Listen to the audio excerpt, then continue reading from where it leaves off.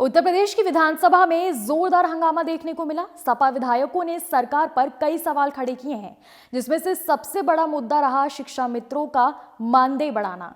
दरअसल सपा विधायक राकेश कुमार वर्मा ने शिक्षा मित्रों के मानदेय पर बात करते हुए कहा कि यह मात्र 10,000 रुपए है, तो इस वेतन को बढ़ाना चाहिए और इसे नियमित किया जाए। सपा विधायक ने सरकार पर तंज कसते हुए और क्या कुछ कहा है, आप भी सुनिए। जो 10,000 के मानदेय पर शिक्षा मित्र अपना जीवन निर्वाह कर रहे हैं, परिवार की जीविका चला रहे हैं, किस हालात में होंगे, उनके बच्चों का क्या हो रहा होगा, उनके परिवार का क्या हो रहा होगा, सरकार ने उनकी चिंता करने का काम नहीं किया। मनवर कोर्ट ने केवल उनका सहायक अध्यापकों के पदों पर जो समायोजन हुआ था उसको निरस्त करने का आदेश किया था, न कि उनका मानदेय बढ़ाने का कोई आदेश निरस्त किया था या उनको अन्य किसी मद में और दूसरे भत्तों के रूप में उनका मानदेय बढ़ाने पर कोई रोक लगाने का काम किया था।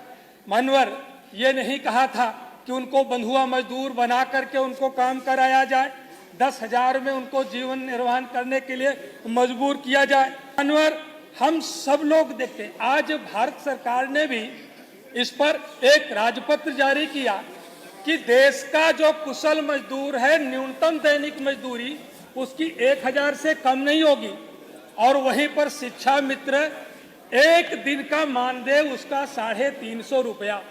मानव कितनी दयनीय स्थिति में है।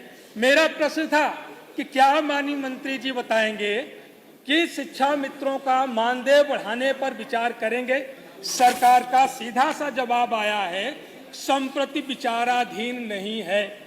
मानवर तो सीधा जवाब आया तो आपको परेशानी है, टेढ़ा आया तो मानवर जब सीधा जवाब आया है, इसीलिए उस जवाब का पोस्टमार्टम करना जरूरी है कि 10,000 में माननीय मंत्री जी के घर जो नौकर होगा, जो कुत्ते की सैर कराने का काम करता होगा, वो भी 30,000 रुपए की सैलरी लेता है। माननीय मंत्री जी के घर जो कील ठोकने के लिए जो मजदूर जाता है, वो भी दैनिक दिहाड़ी कम से कम 1,000 रुपए लेने का काम करता है। और वह व्यक्ति जो देश के बच्चों का भविष्य बनाने का काम करता है, जो देश के करधारों का निर्माण करने का काम करता है, सरकार उसको 10,000 रुपए में बदहाल जीवन जीने के लिए मजबूर करती है। जो शिक्षा मित्र हैं, आज बढ़ती हुई महंगाई के दृष्टिगत कोर्ट ने कहीं से भी उनका मानदेय बढ़ाने पर रोक नहीं लगाई है, उनको किसी तरह का और भत्ता देने पर रोक नहीं लगाई है।